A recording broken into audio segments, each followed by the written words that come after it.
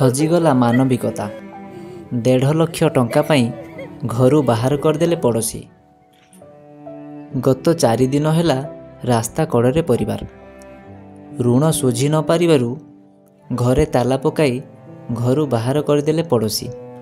प्रबल थंडारे रास्ता कड़े पड़ी रही परिवार। घर थाई मध्य रगिणा स्वामी को धरी रास्तारे दिन काटुछंती स्त्री।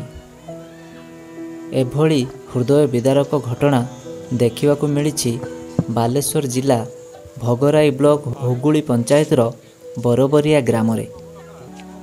ग्रामर सुधीर जेना किछि वर्ष पूर्वर घर करने 3 लाख टंका करज करथिले पड़ोशी सुशील जेना पाखरु। हेले से दीर्घ वर्ष धरी गोआरे कार्य करुथिबा समय रे ब्रेन स्ट्रोक रोगरे पीड़ित होइथिले। करज करिथिबा टंकारु 1.5 लाख टंका सुझी देइथिबा बेले रोगरे पड़िबा परे बाकी टंका सुझी पारि नथिले।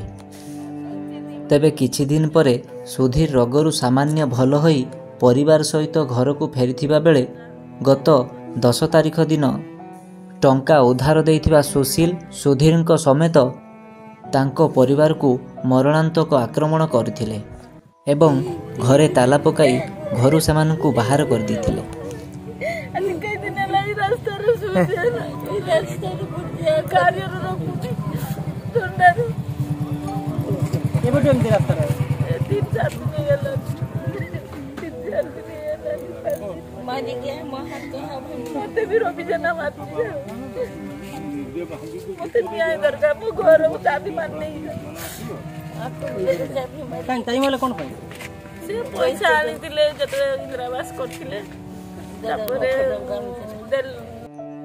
एबे सुधीरଙ୍କ परिवार घर बाहर शीत राति दीर्घ 4 दिन हेब पड़ी रही।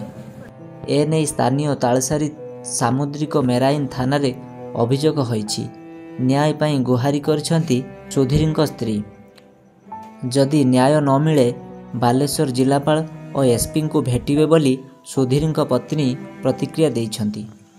टंका को नहीं एभली स्थिति चलीथिबा बेले उभयଙ୍କ पक्षरु मेराइन थाना रे मामला रुजु होई तदंत आरंभ करिछंती तालसारी सामुद्रिक थाना अधिकारिणी चंपावती सोरेन। अन्यपटे स्वामी को धरी रास्ता कड़े शीत राति दिन काटुथिबा परिवार को शीघ्र तांको घरर चाबी खोलिबाकू पूर्वतन सरपंच दाबी करिछंती।